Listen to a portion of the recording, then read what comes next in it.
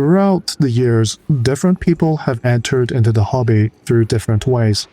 And for myself, my entry into the hobby was through White Dwarf, and the editor-in-chief at the time was a bloke called Sawyer, who I regret to say lost his battle against brain cancer just a couple of nights ago.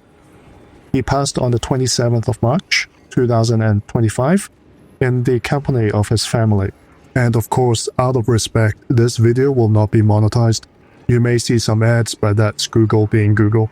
Sawyer was editor-in-chief of White Dwarf during a very crucial time for Games Workshop.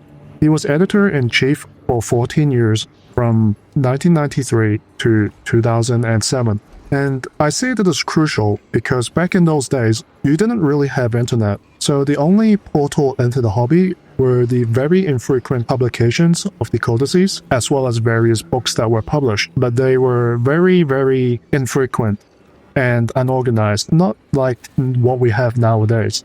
Without the passion he put into White Dwarf, it would be like having the Warhammer hobby in this day without Chapter Master Varek, without Kirioth, without Allspecs Tactics, without Tabletop Tactics, without Tabletop Titans, and all of that.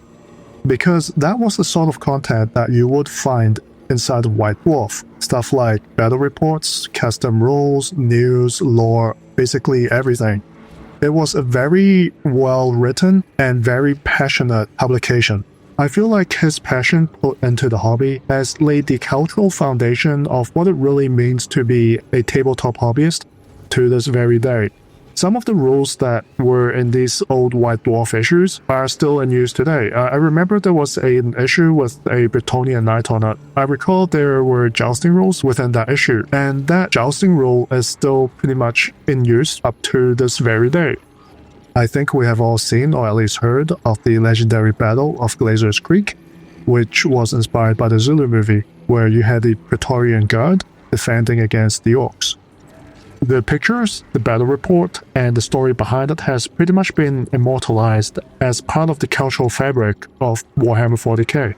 And not only that, but Sawyer is the father of the White Scars. So without him, we would not have Jagatai Khan, we would not have Kublai Khan, we would not have the fight between Jagatai and Mortarion.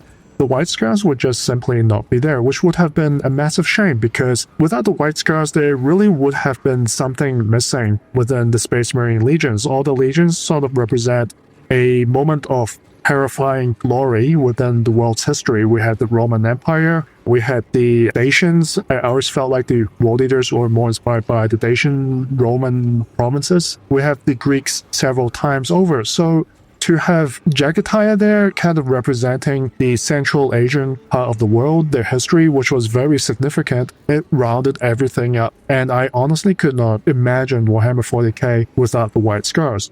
And as I am recording this on OBS, you can kind of tell that I'm getting more and more worked up.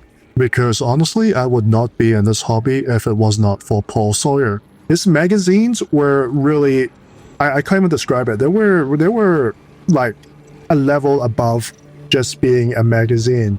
Like, this man probably has more hobby passion and his pinky finger than I do in my entire person. Like, this is a guy who basically wrote a diary of how he built up his entire army and gave them like a backstory and all that as he built them, painted them, and worked them up before bringing them to a tournament.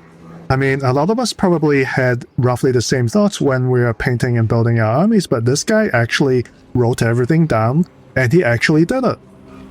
Yeah, so when I was young, right, so this is a bit of a story time. This is how Sawyer brought me into the hobby. When I was young, I spent a lot of time inside of libraries, because libraries back then, they were kind of like almost like a daycare, since the parent can just come in and drop off the kids.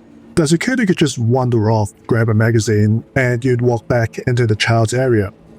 And back then, when I was a wee kid, I spent half my time in Asia. And I spent half my time in New Zealand due to my parents' work. And so there was always this cultural divide that was quite jarring because I'll be watching Ed, Edd and Eddy on one day, and then I'll be watching Crayon Shin-chan on another. And it was honestly kind of crazy. But the one thing that kind of kept everything anchored was the hobbying, because there was a huge hobbying culture in Asia. You have Gundams and all that with Bandai. And then back in New Zealand, my anchor was White Dwarf. And I always remembered when I returned to New Zealand, when I walked through that library door, I would always look for the newest few issues of White Dwarf. And that stuff got me hooked, and I read every single 40k book that I could get my hand on in that library. And this pretty much persisted until I got the internet and I got hooked on World of Warcraft and, so on. So yeah, sorry that the video is a little bit unscripted and it was a little bit heated there, but with all the hype around Adepticon, I just really wanted to let people know that we really lost someone great this week. He really was a one-of-a-kind person who is irreplaceable, and he would definitely be missed.